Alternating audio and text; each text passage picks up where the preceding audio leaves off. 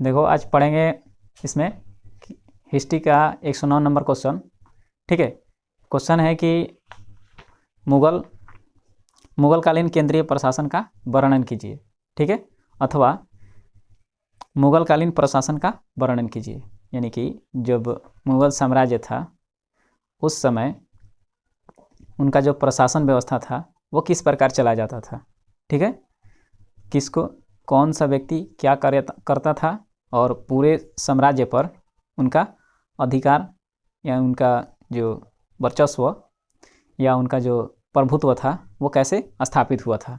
ठीक है, अपना पूरे साम्राज्य पर अपना प्रभुत्व कैसे बनाए रखे थे उसके बारे में थोड़ा जानना है। ठीक है, तो देखो मुगल काल जो था, मुगल साम्राज्य था एक विशाल साम्राज्य था, है ना, जिसको मुगलों ने उसमें जो प्रशासनिक व्यवस्था था वो बहुत ही सुदृढ़ तरीके से और बहुत दृढ़ता से लागू किया था, यानी और स्थापित किया था। ठीक है, जो प्रशासन था, जो प्रशासन व्यवस्था का सबसे जो उच्च अधिकारी था, उच्च मतलब सर्वोच्च अधिकारी यानी कि सबसे बड़ा, उसके बाद कोई नहीं, तो वो राजा होता था यानी कि बादशाह। प्रशासन का जो सबसे सर्वोच्च अधिकारी होता था वो बादशाह होता था यानी राजा होता था, है ना। और जो इस राजा को यानी बादशाह को जिले का इलाही यानी ईश्वर की छाया माना जाता था। ठीक है, उसके बाद जो बादशाह होता था वो धर्म, न्याय और सैनिक विभाग का प्रमुख होता था।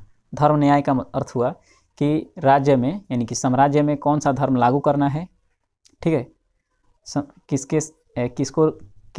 किसी मामले में किसी को न्याय देना है, ठीक है ना, तो वो सब राजा का कार्य था। और सैनिक विभाग का प्रमुख अर्थ का मतलब हुआ कि सैनिक विभाग में यानी कि सैन्य में क्या करना है, किसकी नियुक्ति करना है, किसको कौन से पद देना है, इन सब का कार्य राजा करता था। ठीक है, उसके बाद जो ये इतने बड़े प्रशासन व्यवस्था को चलाने के लिए अकेले राजा तो सक्षम हो नहीं सकता है, उसे बहुत सारा टेंशन हो जाएगा, इसलिए राजा को सहयोग देने के लिए कुछ मंत्री नियुक्त किए गए थे, जिसमें से पहला एक मंत्री जो था जिसका नाम था वजीर यानी प्रधानमंत्री। ठीक है, दूसरा मंत्री दीवान था जिसको वित्त मंत्री कहा जाता था। ठीक है, तीसरा मीर बख्शी जिन्हें सैनिक संचालन मंत्री कहा जाता था। आगे देखते हैं, देखो आगे की प्रधान काजी, तो प्रधान काजी का कौन सा विभाग का अध्यक्ष था, न्याय विभाग का, यानी कि प्रधान काजी का कार्य था कि न्याय करना। ठीक है, उसके बाद आगे देखते हैं, आगे की साम्राज्य जो था उस साम्राज्य को अलग अलग टुकड़ों में बांटा गया था, जिसमें साम्राज्य को सबसे पहले प्रांतों में बांटा गया था और प्रांत का जो प्रमुख होता था उसको सूबेदार कहा जाता था। प्रांत को सूबे भी कहा जाता था और इसका जो प्रमुख था उसे सूबेदार कहा जाता था। अगला था, इन प्रांतों को जिलों में बांटा गया था। ठीक है, जिलों में बांटा गया था और इस जिले का जो प्रमुख होता था उसे फौजदार कहा जाता था। उसके बाद परगना था, परगना का जो प्रमुख था उसे सिकहर कहा जाता था। ठीक है, इस प्रकार इन सब के माध्यम से जो मुगल थे वो अपने साम्राज्य में एक अच्छी पकड़ बनाए हुए थे। ठीक है, अगला इसमें का क्वेश्चन है, देखते हैं 110 नंबर जो क्वेश्चन है वो बताना है कि बाबर कौन था। तो बाबर के बारे में थोड़ा सा तुम लोग बता देना, है ना। और हम अगला क्वेश्चन देखते हैं, क्या है कि 111 नंबर क्वेश्चन है कि पानीपत की पहली लड़ाई को संक्षेप में लिखें। पानीपत की जो पहली लड़ाई हुई थी उसके बारे में थोड़ा संक्षेप में बताना है, थोड़ा सा बताना है। ठीक है, तो देखते हैं, देखो पानीपत की जो पहली लड़ाई हुई थी वो पानीपत के मैदान में हुई थी, जिसको ऐतिहासिक मैदान कहा जाता है ना। जो लड़ाई किसके, बाबर और इब्राहिम लोदी के बीच हुई थी। तो पानीपत की प्रथम लड़ाई 21 अप्रैल 1526 ईस्वी में पानीपत में बाबर और इब्राहिम लोदी के बीच हुआ था, जिसमें बाबर ने तोपखाना और घुड़सवार सेना का प्रयोग किया था।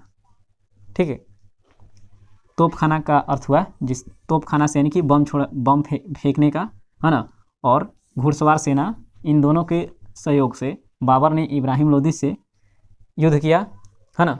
और जो बाबर और इब्राहिम लोदी के बीच जब युद्ध चल रहा था उसी समय ये तुलुगामा दस्तों जो था उसने इब्राहिम की सेना पर पीछे से वार कर दिया, जिससे क्या हुआ कि जो इब्राहिम की सेना थी यानी कि अफगान सेना, वो क्या हो गई, उसमें भगदड़ मच गया और उसकी सेना तितर बितर हो गई, मतलब कि इधर उधर भागने लगी, जिससे क्या हुआ कि उसी समय इब्राहिम लड़ते हुए और मारा गया। ठीक है, तो ये था पानीपत की पहली लड़ाई जो 21 अप्रैल 1526 ईस्वी में बाबर और इब्राहिम लोदी के बीच में पानीपत के मैदान में हुआ था। चालू हो गया तो मत हंसो, चुपचाप रहो। चालू हो गया है। देखो अब क्वेश्चन नंबर 113 है कि मुगल काल में निर्मित 4 स्थापत्य कलाकृतियों के नाम लिखें। तो मुगल काल में बनाई गई जो 4 गो स्थापत्य कला के मतलब हुआ कि जो जैसे बिल्डिंग हो गया, गुम्बद हो गया, इमारतें हो गई, ठीक है ना, और भी जो है जैसे चार मीनार है, हैदराबाद में है, जो बनवाया गया था 1591 ईस्वी में कुल्ली कुतुब शाह के द्वारा। ठीक है ना, तो पहला है और 3 तुम लोग याद कर लेना, ठीक है, देख के बुक से या इसमें से पढ़ के। ठीक है, अगला है क्या, तुम्हारा 114 नंबर क्वेश्चन है कि जो मुगल दरबार में अभिवादन के कौन कौन से तरीके थे। अभिवादन मतलब हुआ कि प्रणाम करने का। ठीक है, तो अभिवादन के मुगल काल में जो अभिवादन के तरीके थे, जैसे पायबोस, जैसे ज़मीन पर लेट करके, है ना, ज़मीन को चूमना, और या झुक करके, है ना, और सिर को झुकाना, और जो था कि राजा जो शासक थे यानी कि जो बादशाह के सामने झुक करके उनके पैरों को चूमना, ये सब अभिवादन के जो तरीके हैं उसको तुम लोग लिखे भी हो और अच्छे से पढ़े हो, तो उसको देख करके उसमें देख लेना अपना। ठीक है, तो ये पढ़ लेना। अब इसके आगे हम अगला वीडियो में देखते हैं। हेलो, देखो इसमें क्या 115 नंबर क्वेश्चन है कि मुगल दरबार में पांडुलिपि तैयार करने की प्रक्रिया का वर्णन करें। यानी कि मुगल जो मुगल दरबार था उसमें पांडुलिपि कैसे तैयार किया जाता था। ठीक है ना, तो उसके बारे में बताना है। तो हम पढ़ें कि पांडुलिपि एक अत्यंत दुर्लभ पुस्तक होती है ना, जो बहुत ही अत्यंत मतलब कठिन तरीके से तैयार किया जाता है। ठीक है, जो बहुत दुर्लभ होती है। ठीक, तो मुगल काल में पांडुलिपि तैयार करने का कुछ नियम था, कुछ तरीका था कि कैसे कैसे पांडुलिपियाँ तैयार की जाती है, और इसको हम लोग पढ़े भी थे, है ना, कि पांडुलिपि मुगल दरबार में कैसे तैयार की जाती थी और इसकी क्या क्या प्रक्रिया थी। सबसे पहले क्या होता था, उसके बाद क्या होता था, उसके बाद क्या होता था, उसके बाद क्या होता था। ठीक है, तो हम लोग पढ़े थे कि जो पांडुलिपि तैयार करने के लिए सबसे पहले कागज़ तैयार किया जाता था, और कागज़ तैयार करने वाला एक अलग व्यक्ति होता था जो कागज़ को तैयार करता था। जब कागज़ तैयार हो जाता था तो उस कागज़ पे अच्छे अच्छे अक्षरों में पाठ की नकल करवाया जाता था। सुंदर सुंदर अक्षरों में उस पर पाठ की नकल करवाया जाता था, और उस पर सरकंडे की कलम से, किसके, सरकंडे की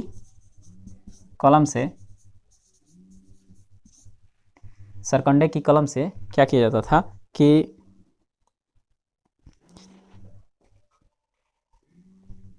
स्याही में डुबोकर और लिखा जाता था। सरकंडे की जो टुकड़ा था यानी कि इसी का कलम बना करके और इसमें स्याही लगा करके, है ना, और क्या किया जाता था कि लिखा जाता था, लिखने का कार्य होता था। जब लिखा जाता था, है ना, बातों को जब उस पर लिख दिया जाता था तब चित्रकार को बुला करके, है ना, और उस पर उस लिखावट से रिलेटेड उस पर फिगर बनवाए जाते थे। फिगर यानी कि आकृतियाँ, है ना, आकृतियाँ बनवाई जाती थी, और इन आकृतियों को क्या किया जाता था, बनवा करके उसमें सेट कर दिया जाता था और उसके बाद इसको अच्छे से सुखाया जाता था। सुखाने के बाद क्या किया जाता था कि इसे एक जिल्द वाले के पास भेजा जाता था और इस पर अच्छे से जिल्द चढ़ाया जाता था, यानी कि पॉलीथीन कवर, ऊपर से कवर चढ़वाया जाता था और कवर चढ़ाने के बाद इसको अच्छे से व्यवस्थित करके सुंदर ढंग से रख दिया जाता था। उस समय जो हाथ से लिखने की जो कला थी, जो हाथ से लिखने वाले थे, उनका बहुत बड़ा योगदान था, बहुत महत्वपूर्ण योगदान था। ठीक है, इनको बहुत अच्छे माना जाता था। ठीक है, देखो अगला क्वेश्चन है कि अकबरकालीन नवरत्न पर टिप्पणी लिखें। तो अकबर के दरबार में जो नवरत्न थे उनका नाम लिखना है ना। तुमको बस नाम याद है, पढ़े थे कि अकबर के दरबार में जो नवरत्न थे, जिसमें से पहला एक थे अबुल फजल।